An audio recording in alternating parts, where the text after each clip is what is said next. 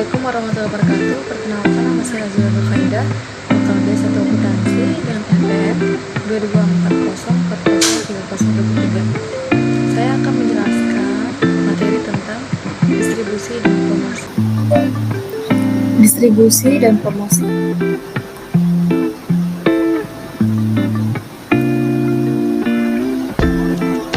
Distribusi.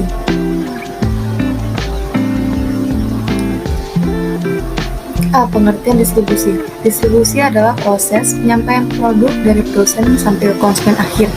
Keberhasilan distribusi suatu produk ditentukan dengan bauran distribusinya. Bauran distribusi adalah kombinasi saluran distribusi untuk menyampaikan produk ke pengguna akhir. Faktor-faktor dalam bauran distribusi antara lain perantara dan saluran distribusi. Strategi distribusi. Hubungan antar saluran distribusi yang merupakan konflik saluran dan kepemimpinan saluran. B. Tujuan distribusi. Secara umum, tujuan dari kegiatan distribusi adalah sebagai berikut. 1. Menyalurkan produk dan jasa kepada konsumen. 2. Barang atau jasa hasil produksi dapat bermanfaat bagi konsumen. 3. Konsumen dapat mendapatkan barang yang dibutuhkan dengan mudah. 4. Memberikan jaminan proses produksi. 5. Menjaga dan mengembangkan kualitas produksi. 6. Meningkatkan nilai jual suatu hasil produksi.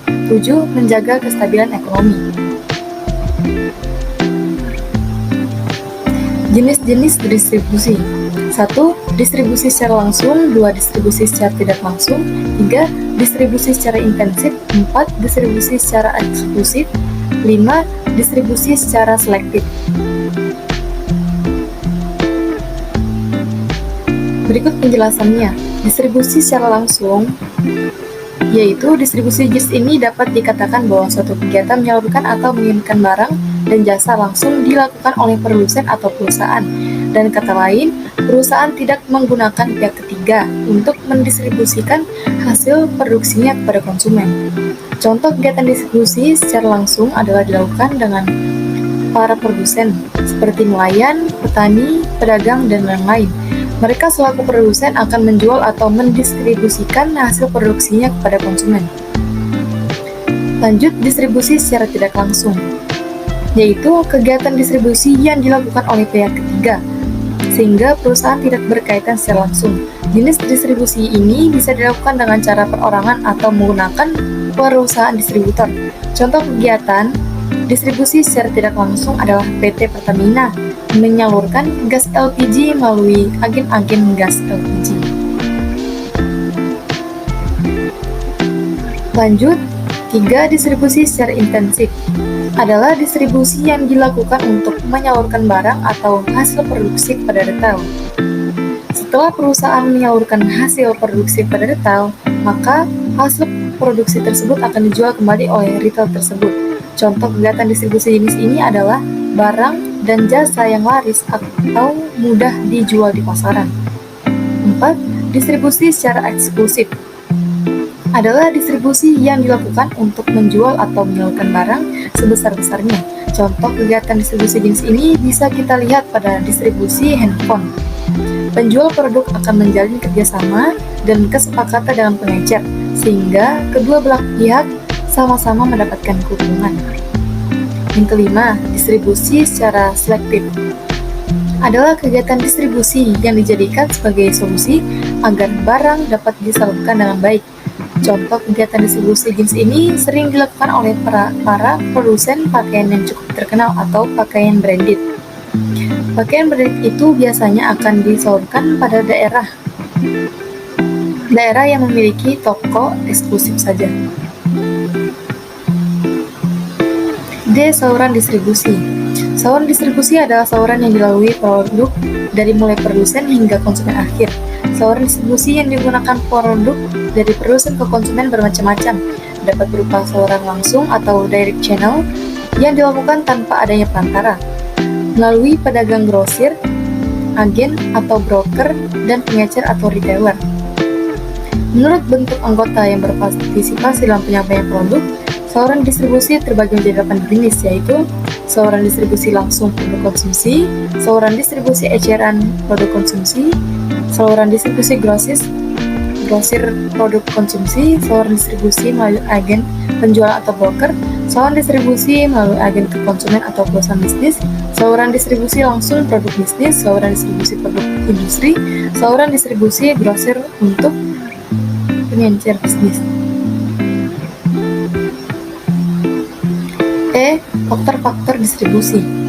Kesuksesan dari kegiatan distribusi disebabkan oleh beberapa faktor, yaitu 1. Biaya, 2. Sifat pembayaran, 3. Jumlah penjualan, 4. Sifat barang, 5. Tingkat keuntungan, 6. Modal. Materi selanjutnya itu promosi. Pengertian promosi. Menurut Pandit Jono, promosi adalah komunikasi pemasaran yang dikerjakan untuk mempengaruhi, menyampaikan sesuatu, membujuk, serta meningkatkan pasar sasaran dari suatu perusahaan. Selain itu, kegiatan promosi adalah dilakukan supaya produk yang dijual dapat diterima dengan baik oleh masyarakat, sehingga mereka dapat ikut membeli dan menggunakannya. B. Fungsi promosi. Ada beberapa fungsi promosi yang akan sangat membantu pelaku bisnis dalam mengembangkan usahanya. Adapun 5 fungsi promosi adalah sebagai berikut. 1. Mengenalkan informasi seputar produk atau jasa yang ditawarkan. 2. Mengajak calon pelanggan yang potensial. 3. Menjaga citra dan kesan bisnis yang dibangun agar tetap relevan. 4. Melakukan peningkatan nilai pada bisnis yang sedang dijalankan. 5. Fungsi promosi menjadi solusi dalam upaya untuk mempermudah proses bisnis lainnya. D. Strategi promosi. Pertama, pahami kebutuhan target audiens. 2. Tentukan objektif promosi. 3. Tentukan channel marketing. Jenis-jenis promosi. Secara umum, jenis atau cara orang melakukan promosi adalah terbagi menjadi 3 bagian. Berikut ini adalah jenis-jenis promosi yang biasa kita lihat sehari-hari.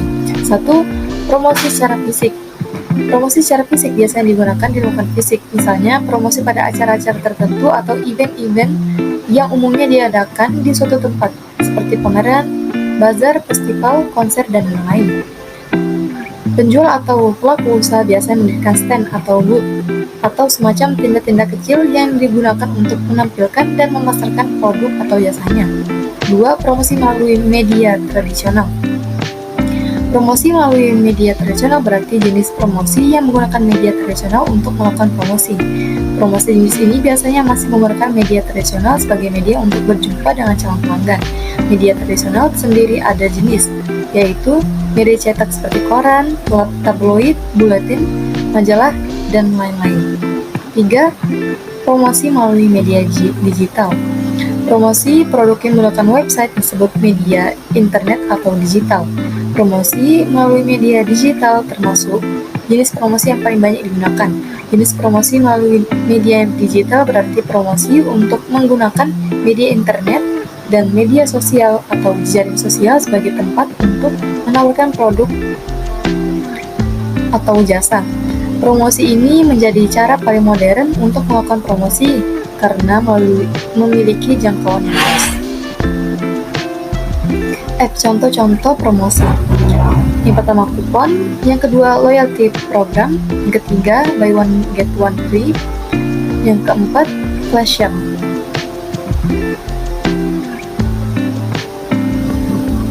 Sekian dari materi saya. Bila ada kesalahan mohon dimaafkan. Wassalamualaikum warahmatullahi wabarakatuh.